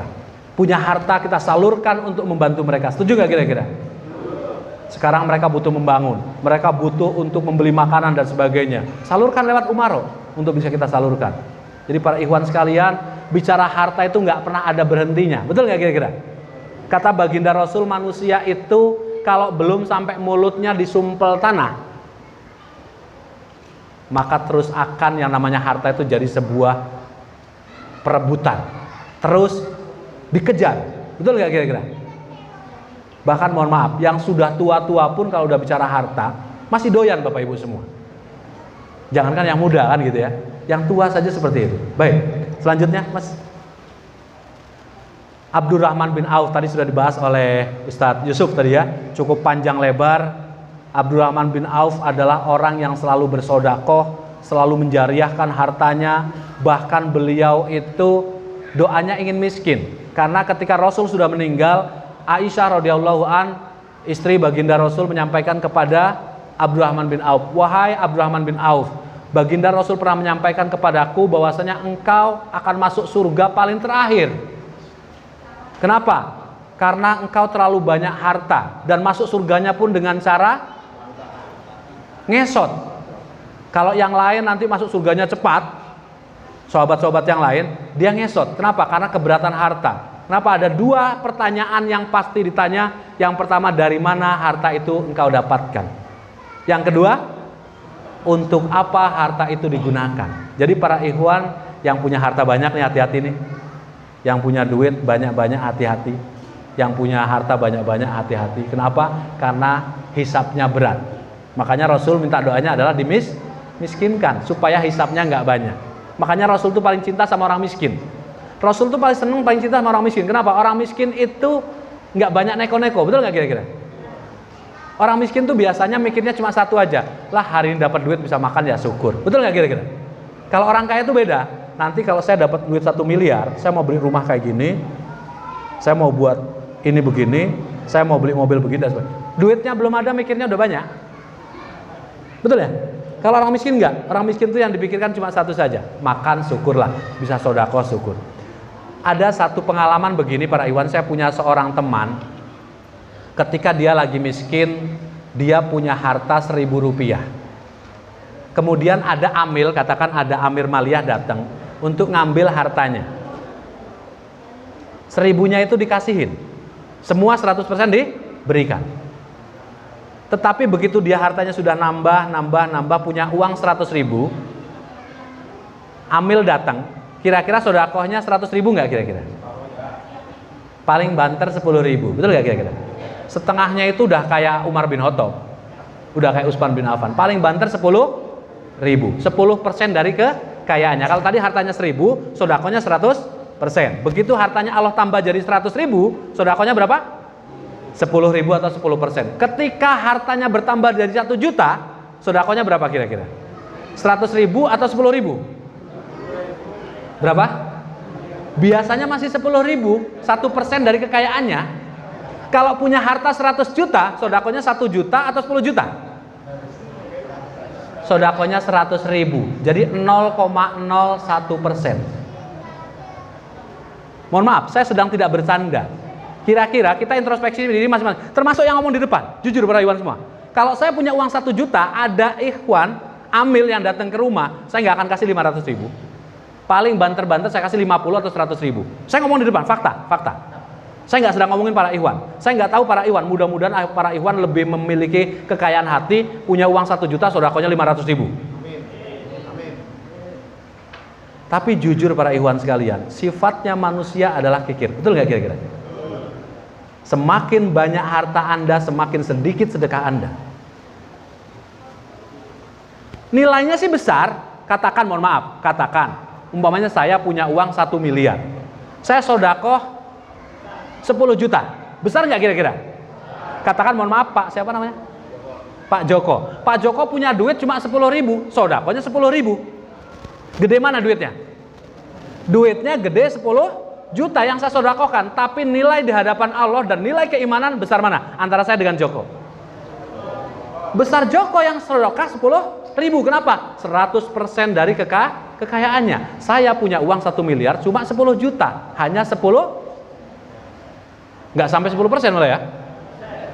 Hanya 1% dari kekayaan saya. Kira-kira kaya Pak Joko apa kaya saya? Kaya Pak Joko. Kenapa? Orang kaya itu bukan masalah banyak hartanya, saudara para Iwan. Orang kaya itu orang yang sering sedekah. Jadi kalau Anda masih sayang dengan harta yang dimiliki, Anda itu miskin. Setuju nggak para Iwan? Kenapa? Karena cinta dengan dunia. Jadi para Iwan sekalian, kalau kita punya harta yang disodakohin sedikit, berarti kita sudah diperbudak oleh dunia. Untuk itu, saya sering mengatakan dan pengalaman dari teman saya tadi, ternyata betul. Manusia semakin kaya bukan semakin dermawan sebetulnya. Semakin kikir, semakin pelit, semakin tidak banyak bersedekah sebetulnya. Untuk itu supaya menjadi seperti para sahabat, semakin kaya, semakin banyak sedekah, harus ditambah keimanannya. Setiap kita bersedekah, semakin besar sedekah kita, semakin banyak sedekah kita, maka semakin akan Allah tambah rezeki yang dimiliki. Kalaupun katakan hartanya nggak bertambah, ya minimal ketentraman hati, memiliki anak-anak yang soleh dan solehat. Betul nggak kira-kira? Mohon maaf para ikhwan, introspeksi diri sama-sama kita. Kalau kita punya anak yang hari susah diatur, jangan-jangan, oke ya, makannya kita perlu perhatikan. Sodakoh kita perlu perhatikan. Setuju para ikhwan? Kalau kita punya istri, katakan istri kita agak sulit diatur, jangan-jangan para ikhwan sekalian. Setuju nggak kira-kira? Mohon maaf, saya sedang nasihati diri sendiri. Kalau saya maliyahnya tidak baik, jangan-jangan saya sendiri sedang punya masalah dengan masalah kekayaan dengan diri saya sendiri. Jadi para ikhwan, kita introspeksi diri masing-masing, bahwasanya harta hanya sebuah titipan yang suatu hari pasti Allah ambil. Mau suka tidak suka pasti Allah ambil. Kalaupun katakan kita mati sampai mati masih kaya, kita berarti meninggalkan harta. Betul nggak kira-kira? Kalaupun katakan kita belum mati, hartanya sudah pergi duluan, berarti kita bangkrut. Ujungnya hilang nggak ujungnya? Sama-sama hilang. Untuk itu jadilah seperti sahabat yang dijamin masuk surga. Bersedekah, berjariah yang selalu akan mengalir ketika sampai kita tidak ada pun. Oke, lanjut. Para ikhwan, berapa menit lagi Mas Juarianto waktu saya? 20 menit lagi, masih cukup panjang. Baik, berikutnya para ikhwan sekalian, Az-Zubair bin Awam. Ini adalah salah satu sahabat yang ikut hijrah ke Habsyi. Beliau adalah seorang pejuang dan juga Allah jamin masuk surga. Berikutnya Sa'ad bin Abi Waqqas. Siapa Sa'ad bin Abi Waqqas? Ada yang tahu siapa dia? Sa'ad bin Abi Waqqas adalah seorang anak muda yang ketika perang ditunjuk sebagai panglima perang, tangannya kemudian terputus, kakinya terputus, dia pegang sih bendera panji kemenangan itu dengan sebuah rangkulan, diputus lagi sampai dia meninggal di medan perang. Wajar masuk surga? Wajar. Hari ini beliau korbankan dirinya untuk Islam dan kejayaan muslimin. Lanjut. Sa'id bin Zaid. Ini adalah salah seorang juga yang sangat luar biasa ikut perang Badar. Terakhir Mas, yang terakhir ini yang sekarang lagi populer dan digandrungi oleh para kaum wanita. Siapa namanya? Abu Ubaidah. Kalau dulu zaman Rasul ada namanya Abu Ubaidah, dan hari ini pun ada yang namanya Abu Ubaidah di Palestina. Yang dia ketika nongol cuma matanya saja sudah gimana? Sudah histeris para wanita hari ini. Dan saya jujur bahagia dengan terjadinya genosida, perang yang dilakukan oleh Zionis Israel hari ini. Jujur saya bahagia. Bahagianya apa? Kita muslim melihat saudara kita yang meninggal, mereka syahid, dan kita pun mencari itu. Setuju nggak kira-kira? Maka slogan kita adalah hidup mulia, mati syahid. Jadi ketika melihat saudara kita mati, di satu sisi kita empati, di satu sisi kita bahagia. Mereka menemui Allah lebih cepat. Betul nggak kira-kira? Ada seorang syekh datang ke Palestina memberikan nasihat kepada para pejuang Palestina. Wahai para pejuang, bersabarlah dengan kondisi yang kalian alami. Apa jawaban para pejuangnya? Engkau wahai syekh, jangan kasihani kami. Kami sudah tahu jalan menuju surga untuk diri kami. Kasihanilah dirimu yang belum punya jalan untuk menuju surga. Jadi para ikhwan, kita melihat mereka seperti tersiksa. Hari ini sebetulnya mereka dalam sebuah kemuliaan yang luar biasa. Nggak lagi ada pikiran rumahnya, oh ya rumah saya bocor mau saya renovasi. Nggak ada itu. Boro-boro mikirin renovasi, belum renovasi udah dibom para ikhwan sekalian. Bukan lagi sekedar rata dengan tanah ya para ikhwan ya. Semua habis bersih para ikhwan. Tetapi apakah mereka mundur? Tidak. Jadi para ikhwan, hari ini seorang Abu Ubaidah memberikan sebuah motivasi hebat untuk kita semua umat akhir zaman. Bahkan yang menarik buat saya adalah hari ini anak-anak muda kita, terutama wanita, para gadis-gadis kita, mereka tidak lagi menggandrungi yang namanya siapa? Artis-artis Korea. Tidak lagi menggandrungi yang namanya artis-artis Bollywood, Hollywood dan sebagainya. Tapi yang jadi idolanya adalah Abu Ubaidah. Ini sebuah kebahagiaan menurut saya. Kenapa? Karena sudah bergesernya pikiran kita, pikiran saudara-saudara kita, anak-anak kita kepada sebuah kebenaran. Ini sebuah kebahagiaan. Dan jujur para ikhwan, data membuktikan perang yang terjadi hari ini Palestina, telak orang Israel kalah total. Dari mana kita lihat sudutnya? Ekonomi mereka hari ini lumpuh. Mereka setiap hari harus berapa miliar atau berapa triliun dikeluarkan untuk biaya perang. Bahkan sampai Amerika sudah tidak lagi mendukung Israel untuk perang. Kenapa? Nggak punya lagi biaya dia, nggak sanggup lagi. Tapi Palestina, Hamas mengatakan kami punya pasukan 45.000 pasukan dan kami baru kirim 5.000 pasukan. 45.000 masih nganggur di belakang di bawah tanah. Nunggu giliran untuk perang para ikhwan sekalian. Baru 5.000 udah habis mereka. Belum ada 45.000 para ikhwan. Jadi sebuah kebahagiaan. Allahu Akbar. Al-Aqsa. Al-Aqsa. Oke, jadi para ikhwan sekalian ini kita tanamkan dalam diri kita, dalam saudara-saudara kita, anak-anak kita, istri kita, berjuangnya jangan sendirian. BSP kira-kira menjedot biaya banyak nggak? Keberatan dengan BSP atau tidak? Para ikhwan dan akhwat, esensi BSP kita buat adalah untuk menumbuhkan ruhul jihad pembebasan Al-Aqsa. Kalau para ikhwan yang dulu ingat tahun 2006 Imam Almarhum mengatakan ada namanya long march. Tahu ya long march ya? Jalannya kapan? Tengah malam. Betul ya? Orang mengatakan orang mau bebasin Palestina kok jalannya tengah malam, siapa yang mau ngeliat? Betul nggak kira-kira? Tetapi beberapa tahun kemudian ada yang namanya global long march. Kita berjalan menggunakan Mavi Marmara menembus benteng daripada Israel, walaupun waktu itu dikembalikan lagi, tapi berikutnya kita bisa masuk. Bahkan hari ini anak muda kita, suban kita, para mujahid-mujahid yang dulu zaman Rasul muda-muda, umur belasan tahun, sekarang di Palestina ada 3 saudara kita, ada 3 anak kita, ada saudara Fikri. Siapa lagi? Ada saudara, siapa anaknya Pak Ayub? Siapa namanya anak Pak Ayub?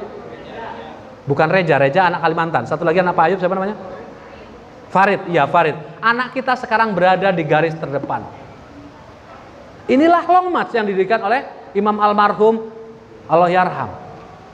Beliau mengatakan tahun 2006 bukan sekedar jalan, tetapi Ghazwah Fathul Aqsa, perang untuk membebaskan Al-Aqsa. Untuk itu ini perjalanan panjang. Kalau kita mungkin ini bapak-bapak yang mungkin sudah lebih senior, saya mungkin tidak menemui daripada nanti Palestina merdeka, Palestina menjadi sebuah tempat di mana kita menang, anak-anak cucu kita akan menyaksikan itu. Untuk itu, bulan Palestina bukan sekedar, mohon maaf, Anda ngumpulin duit 1.000, 2.000, kemudian buat lomba masak nasi, kemudian lomba cerdas. Bukan itu poinnya. Poinnya adalah kita membuat sebuah pergerakan Ghazwah Fathul Aqsa. Perang ini perang panjang. Orang Israel itu mempersiapkan untuk membumi hanguskan Palestina dari zaman dulu dan dia tidak akan pernah berhenti. Masa kita sebagai yang mempertahankan kita diam, kemudian kita berhenti? Kan tidak mungkin, betul nggak kira-kira? Jadi para ikhwan, semangat para ikhwan kita yang ada di Gaza, melawan dan terus membangun, melawan terus membangun, melawan terus membangun. Ini yang kita harus terus lakukan, kita lakukan sampai Palestina bisa bebas dan kita bisa sholat dengan bebas di Palestina. Dan mungkin waktu itu kiamat sudah menjelang. Tetapi kita sudah menikmati sebuah perjalanan perjuangan yang Allah serukan untuk kita berjihad. Amin. Ya Rabbal Alamin. Para ikhwan dan akhwat sekalian, hari ini saya ingin menyampaikan seorang Abu Ubaidah adalah seorang panglima perang Islam yang melawan dengan Kaisar Romawi, dan beliau adalah anak muda yang bisa mengalahkan kekaisaran Romawi. Dan inilah semua anak muda.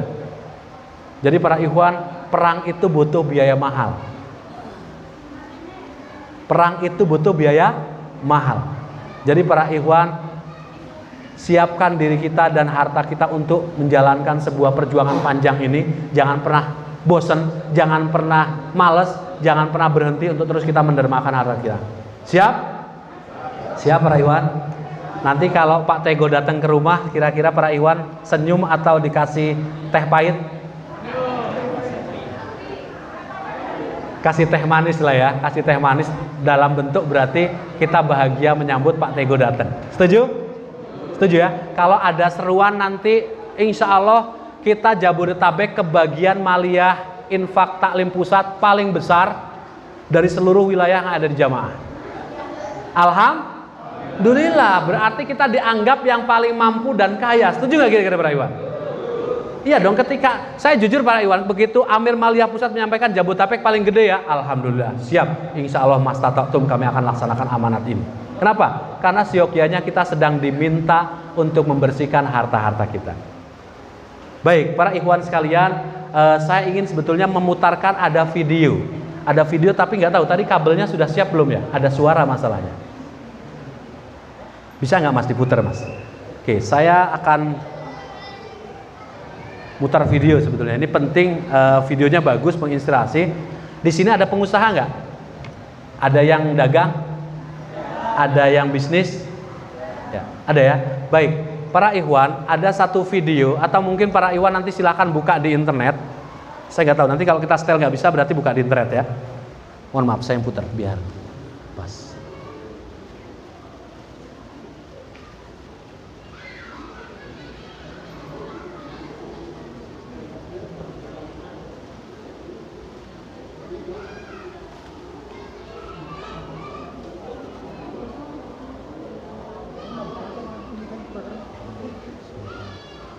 Enggak muter ya.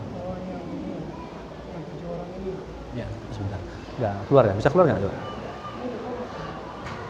Baik para ikhwan, saya ceritakan saja karena videonya enggak keluar suara dan gambarnya enggak keluar. Gambarnya belum keluar. Bisa enggak bantu, Mas?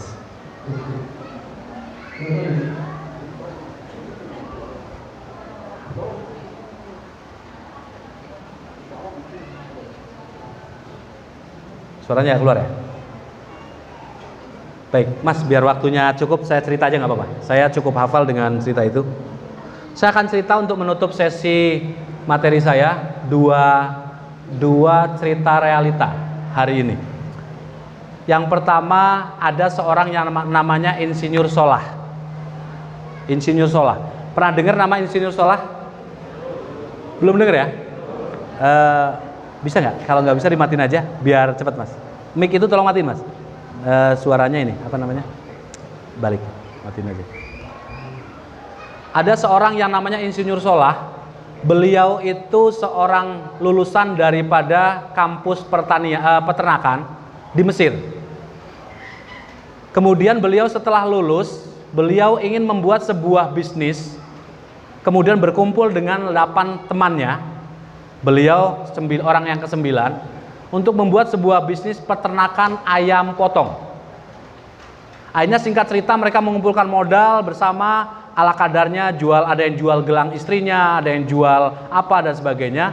Terkumpullah sedikit modal untuk membuat sebuah bisnis peternakan ayam. Akhirnya dibuatlah sebuah kandang yang isinya belum banyak. Sebelum bisnis itu mulai, pemilik sahamnya ada 9 orang. Disepakati ada 9 orang, 8 teman si Insinyur Solah dan dia sendiri. Dan mereka bersepakat harus ada 10 pemilik saham. Akhirnya singkat cerita, mereka berpikir keras siapa yang ke-10. Lantas pagi harinya Insinyur Solah menemukan sebuah jawaban. Investor yang ke-10 atau pemilik saham yang ke-10 sudah ditemukan. 9 orang sudah ada, yang ke-10 pemilik saham adalah Allah Subhanahu wa Ta'ala. Bisa dicerna cerita saya? Sekali lagi, ada 9 orang membuat sebuah bisnisnya adalah peternakan ayam.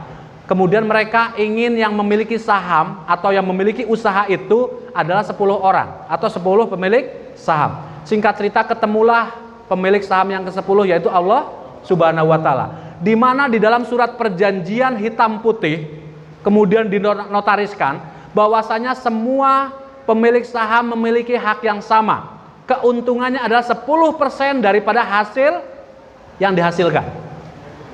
Sekali lagi, 10% dari yang dihasilkan. Insinyur Solah dapat 10%, temannya yang 8 dapat 10%, Allah pun dapat 10%. Singkat cerita, Allah memiliki saham 10% dengan sebuah catatan perjanjian dalam hitam putih itu mereka sepakati Allah menjadi penjamin dalam bisnisnya. Ayamnya Allah jamin tetap hidup. Penjualannya mudah. Kemudian ternaknya lancar dan sebagainya. Singkat cerita, satu musim berlalu, di luar dugaan keuntungannya melipat, ayamnya hampir tidak ada yang mati. Akhirnya dari keuntungan itu 10% milik Allah, 10% bagian masing-masing pemilik saham yang lainnya. Akhirnya dilipat gandakan lagi, berjalannya waktu ternyata keuntungannya makin melipat. Akhirnya mereka bermusyawarah, disepakatilah saham Allah menjadi 20%. Dan mereka yang 9 menjadi turun sahamnya, keuntungannya tidak 10% lagi. Jadi kurang karena 10%-nya buat Allah. Berikutnya keuntungannya makin melipat lagi. Singkat cerita mereka bermusyawarah kembali dan disepakati 50% dari hasil keuntungan untuk Allah. Dan mereka hanya menikmati 50% keuntungan dibagi 9 orang. Dan singkat cerita para ikhwan sekalian, ternyata karena Allah yang menjaminnya, bisnisnya semakin maju, semakin besar, dan mereka bermusyawarah kembali dan disepakati 100% keuntungan bisnisnya dari ternak ayam itu semuanya buat Allah. Lantas yang jadi pertanyaan, apa yang dinikmati oleh 9 orang pemilik saham manusia termasuk Insinyur Solah? Mereka hanya menerima gaji setiap bulan. Jadi perusahaan itu biasanya ada gaji, betul ya? Katakan gajinya 1 bulan 10 juta, masing-masing 10 juta, keuntungan semuanya untuk Allah. Apa yang dilakukan untuk Allah? Untuk fakir miskin, untuk membangun masjid, membangun sekolah, membangun jalan, semua untuk Allah. Dan singkat cerita, ketika Insinyur Solah meninggal beberapa tahun yang lalu, beliau dikuburkan oleh lebih daripada 500.000 orang atau lebih dari 1,5 juta manusia yang ada di Mesir. Beliau diiringi, diantarkan ke tempat peristirahatan terakhir. Kenapa? Karena berkat ide yang cemerlang dari seorang insinyur Solah. Ketika bisnis, libatkanlah Allah di dalam bisnis Anda. Jaminkan semua bisnis Anda kepada Allah. Kalau Anda kerja, jaminkan kerjaan Anda kepada Allah. Kalau Anda hari ini sebagai, mohon maaf, pekerja kasar, sebagai kuli bangunan dan sebagainya, jaminkan kerjaan Anda kepada Allah. Percaya, ketika semua dijaminkan kepada Allah, Allah akan memudahkan semua urusan kita. Setuju para Ikhwan? Kenapa sampai hari ini kita sulit untuk bersedekah? Karena ketika kita berangkat dari rumah, mungkin doa kita bukan Bismillahi tawakkaltu 'alallah. Mungkin dalam pikiran kita, ya Allah, banyakkan rezekiku. Itu saja mungkin. Padahal Allah mengajarkan ketika keluar rumah membaca doa Bismillahi tawakkaltu 'alallah la haula wala quwata illa billah. Ketika bangun subuh tadi kita berdoa, ya Allah Bismillahi bangun tidur. Alhamdulillahilladzi ahyana ba'dama amatana wa ilaihin nusur. Allahumma anta rabbi la ilaha illa anta khalaqtani wa ana abdika, dan sebagainya sampai akhir. Kemudian kita jaminkan keselamatan kita dari pagi sampai sore nanti. Bismillahirrahmanirrahim la yadurru ma'as bisyai'in fil ardi wala fis sama wa huwa samiul alim. Semua adalah karena Allah. Kalau itu yang menjadi sebuah obsesi kehidupan kita, percaya dengan saya, kehidupan kita akan ringan. Betul gak kira-kira para Ikhwan? Yang jadi masalah, kenapa kita berat hari ini bersedekah? Karena kita tidak dasari semuanya untuk Allah. Seorang insinyur Solah, beliau ketika membangun bisnis bukan berpikir untuk dirinya kaya, tapi yang dia bangun adalah bagaimana mensejahterakan banyak orang dan melibatkan Allah di dalam bisnisnya. Kenapa mudah bisnisnya? Ayamnya nggak pada mati, karena yang punya nyawa siapa? Yang punya harta siapa? Yang memudahkan siapa? Semua Allah para Ikhwan sekalian. Mohon maaf saya tidak mengajari para Ikhwan, tidak mengajari para asatid. Selama ini kita itu ngomong yakin gak dengan Allah? Yakin. Tetapi begitu dalam praktek kehidupan kita nggak yakin Allah yang memberikan segalanya. Betul ya? Ketika kita dikasih kesulitan oleh Allah, kita sudah mengeluh, ya Allah Tuhan susah amat hidup saya. Padahal kita nggak pernah lihat saudara kita di sebelah lebih sulit dari kita. Ketika uang di rekening kita mungkin tinggal 100.000, kita bilang, ya Allah ya Tuhan kami, betapa beratnya ujian yang kau berikan kepada aku. Betul gak kira-kira? Itu yang sudah terjadi. Ngontrak belum dibayar, ini belum dibayar, itu yang kita keluhkan. Padahal Allah itu maha kaya loh sebetulnya. Gantungkan segalanya hanya kepada Allah. Percayalah, Allah akan mudahkan segala urusan yang ada di dalam hidup kita. Ketika kita punya istri, katakan istri kita agak sulit untuk diatur, malam bangun tengah malam, ya Allah ya Tuhan kami, jadikanlah istriku istri yang soleha, istri yang membuat tentram, istri yang membahagiakan. Kalau doanya kayak gitu, kira-kira istrinya baik nggak? Baik para Ikhwan sekalian. Ketika anak kita susah diatur, bangun tengah malam, ya Allah ya Tuhan kami, Rabbana hablana min azwajina wa dzurriyyatina qurrata a'yun waj'alna lil muttaqina imama. Setiap hari kita doakan, semua hanya Allah yang akan memberikan. Ketika rezeki kita seret, kita doa sama Allah, ya Allah lapangkan rezekiku. Berikanlah rezeki yang halal dan sebagainya. Kalau umpamanya kita kurang sedekah, sedekahlah sedikit yang kita miliki dan sebagainya. Insya Allah para Ikhwan semua, harta kita akan semakin melimpah, harta kita akan semakin banyak, dan kita akan mudah menjalankan semuanya. Amin. Ya Rabbal Alamin. Saya tutup yang terakhir para Ikhwan dengan sebuah cerita seorang ibu yang begitu luar biasa. Mungkin sebagian sudah pernah mendengar, sebagian belum. Ada seorang ibu yang namanya Mbah Jum. Tahu Mbah Jum? Tahu siapa Mbah Jum? Oke. Ya, Mbah Jum adalah seorang penjual tempe. Tetapi ini bukan penjual tempe sembarangan. 4 menit lagi ya. Oke. Bukan seorang penjual tempe sembarangan. Mbah Jum adalah seorang penjual tempe yang berbeda. Beliau matanya buta, tidak bisa melihat. Beliau produksi tempe setiap hari hanya 20.000. Sekalian nih motivasinya buat para Ikhwan yang ngomong gak punya modal. Mbah Jum bisnis modalnya cuma 20.000. Bisnisnya adalah membuat tempe, kemudian dijual di pasar. Setiap pagi dia diantarkan oleh cucunya ke pasar, kemudian duduk di sebuah tempat karena dia nggak bisa lihat cucunya langsung pulang. Kemudian si Mbah Jum cuma bilang sama pelanggan ketika datang, silahkan ambil tempenya, silahkan taruh uangnya di tempatnya, silahkan ambil kembaliannya di tempatnya. Singkat cerita, setiap yang beli dia ambil tempe, kemudian naruh uang, ambil kembalian. Ada sebagian yang beli tempenya 1, ngasih uangnya 50.000. Ada yang beli tempenya 1, ngasih uangnya 100.000. Tapi nggak ambil kembalian dan sebagainya. Singkat cerita, modal 20.000, beliau cuma berharap hasilnya adalah menjadi 50.000 rupiah. 20.000 untuk modal besok hari, 20.000 untuk kebutuhan keluarga, dan sisanya disedekahkan untuk orang yang membutuhkan atau di masjid. Setiap hari itu yang ingin dia lakukan. Tetapi singkat cerita ternyata Mbah Jum tidak mendapatkan hasil cuma 50.000, tetapi mendapat hasil kadang 150.000 rupiah. Dia ambil 20.000 untuk modal, kemudian dia ambil 20.000 untuk keluarga, kemudian sisanya disedekahkan ke masjid. Kalau dia punya hasil satu hari berikutnya adalah katakan 1 juta, dia ambil 50.000 untuk modal 20, 30 untuk kebutuhan keluarga, 950.000 dimasukkan ke kotak masjid. Lantas ada seorang anak muda datang kepada Mbah Jum, heran, kenapa kok bisa? Kan itu uang dia, betul nggak kira-kira? Hasil jerih payah Mbah Jum. Lantas ditanya oleh anak muda tadi, wahai Mbah Jum, kenapa engkau sedekahkan harta yang begitu banyak dan Anda hanya mengambil sedikit? Beliau menjawab dengan sebuah jawaban akidah seperti para sahabat tadi. Aku hanya punya modal 20.000 dan aku hanya cari untung 30.000.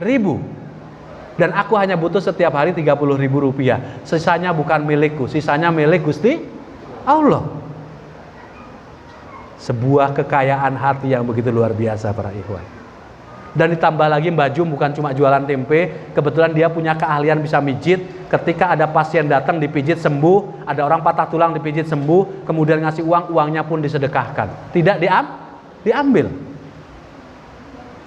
Lantas beliau sama, kenapa uangnya nggak diambil? Jawabannya adalah sebetulnya saya nggak bisa mijit, yang menyembuhkan adalah Allah. Maka yang berhak untuk mendapatkan uang itu bukan aku, tapi Allah.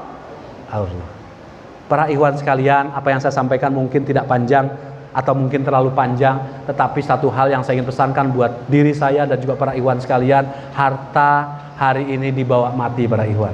Tinggal yang jadi pertanyaan, dibawa mati dalam kondisi nanti menerangi kubur kita, menyelamatkan kita ke dalam surga, atau memberatkan kita di kubur kita, atau memberatkan kita di dalam dunia abadi di akhirat nanti. Ini jadi pertanyaan besar dan kita jawab dalam sebuah perjalanan panjang hidup kita. Mudah-mudahan kita menjadi manusia yang Allah pilih dan memberikan harta kita untuk jalan Allah. Seyogyanya itu adalah untuk diri kita dan keluarga kita. Amin ya rabbal alamin. Itu saja yang bisa saya sampaikan kepada para ikhwan sekalian. Kurang lebihnya mohon maaf apabila ada kalimat yang tidak berkenan atau mungkin penyampaian yang tidak baik. Saya mohon maaf, daripada Allah saya ucapkan astagfirullahaladzim. Mari sama-sama kita tutup dengan membaca doa.